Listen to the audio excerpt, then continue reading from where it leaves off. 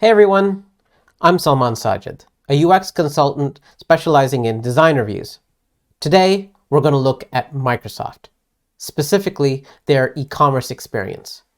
If we look at their homepage, we see two content blocks. But if you look closer, you'll actually notice that they're for the same thing, Windows devices. How could this be improved? Well, according to one design principle, we could attempt to unify the elements through consistency. Let's take a look.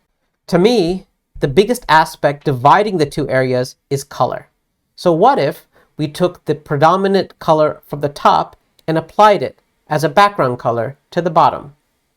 And already, we can start to see the top and the bottom begin to work as one unit. But we can go a step further by also following the design principle of proximity. Here's what I mean. Notice this large gap between the focal point of the image and the start of the text.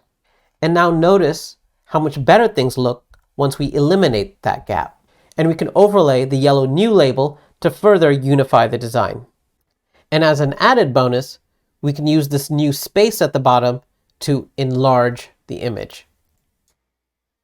This is looking better, but there's still a problem. Can you tell what it is? Here's a hint. It has nothing to do with the visual design and everything to do with the promotion's story. Take another look. Can you tell why this promotion occupies the #1 spot on Microsoft.com's homepage? I couldn't at first, which brings us to a story principle. Tell your audience why they should care. It's not until I checked out Microsoft's blogs did I realize the big deal. After 6 long years, the next version of Windows, Windows 11, was just released. Their marketing page gets it right and has a beautiful intro to match the significance of this event. What if we leveraged the same image and marketing copy for their homepage promotion? Take that same image, shrink it down, and use the same copy we found in the blog article. I don't know about you, but I think this is a big improvement, both in design and messaging. For this next segment, I'm going to bring the principle up front. And it's not a design principle. It's a business principle that we can all agree on, which is make it easy for people to give you money. And the reason why I'm bringing it up now is because we'll keep coming back to it in everything I'm about to show you. For example, the other thing Microsoft is heavily promoting is their brand new Surface Pro 8. So let's try buying one. We click the Shop Now button and are immediately greeted with this, a dreaded pop-up. Look, I get the value of these email newsletter pop-ups. It's so that companies can coax their subscribers to eventually give them money. But if I'm a user and I'm actively trying to give you money, then presenting a pop-up is just an obstacle to my goal and to your own business goal. So my recommendation is to suppress the pop-up whenever you realize that the buyer has entered the shopping flow. All right, let's see if we can buy this thing now. I'm looking for a buy button, but I don't see it yet. There's a configure now button, but will that also let me buy? And this brings us to our next design principle, which is map your words to your user's intent. So as a quick fix, at the very top, we could add a configure and buy button, or simply buy now. So let's move on. I click the configure now button and see a big add to cart button at the top of the page. Great, let's click that. It immediately disables, and I'm presented with an error message asking me to first select a configuration. So I scroll down looking for the best Surface Pro 8 money can buy. And lo and behold, it's out of stock. So now what do I do? I'm a user that wants to buy Microsoft's most expensive Surface Pro 8 configuration, but they're giving me no way to do it. They're not giving me a way to pre-order it. They're not giving me a way to know when it might be in stock, or even a way to get notified if it does come back into stock. The only two recourses I have are I can either settle for a less expensive configuration, or I can check back every single day to see if it's available again. As you can see, they're making it really hard for me to give them money. One way they could help is by doing the work for the user.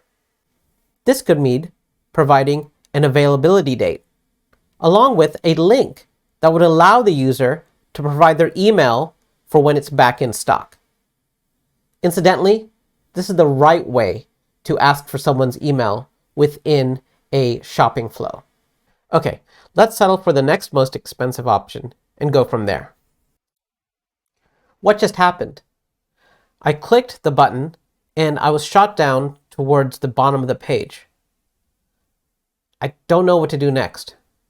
I see the Add to Cart button is now enabled, so let's try that. I click Add to Cart and it gets disabled again. And I don't know why. Oh, that's why. It wanted me to make a selection about Microsoft Office 365. This brings us to the same design principle we saw in my Walmart design review, which is add constraints to prevent the user from making mistakes. Here, it would mean removing the Add to Cart button from the top and also the middle, and leaving it only at the bottom. All right, let's see if we can buy this thing now. I select none for Office 365 and none for the protection plan, and see that the next item is optional. So let's try Add to Cart one more time. The cart looks good, so let's check out. Did you see what happened? Right after I hit checkout, and right before I was asked to sign in, there was an error message saying that something was wrong. Even though this message was temporary and we got forwarded on, little things like this undermine the user's trust in the system, especially when they're about to hand over their credit card details. But let's move on, ignore the error message, and try checking out. When we do, we're hit with another problem. We're being forced to either sign in or create an account. This is a problem because from a study this year, it was found that 24% of US internet shoppers abandon shopping carts solely due to forced account creation. 24%. A common solution to this would be to offer a guest checkout, but also let the user know that it would be quicker for them if they signed in. We've already gone long enough, so I'm going to leave it here. But let's review. Better messaging, no pop-ups, product availability notifications, and guest checkout. Imagine the lost sales Microsoft could recapture if they implemented any one of these suggestions, and the increase in sheer revenue from the scale at which they operate. And that's your design review for today. See you next time. Hey, thanks for watching. I'm going to start uploading YouTube shorts for additional things I found that I couldn't include my main design review. So check them out if you like. And in case you missed it, see the last review I did about Walmart's recent redesign.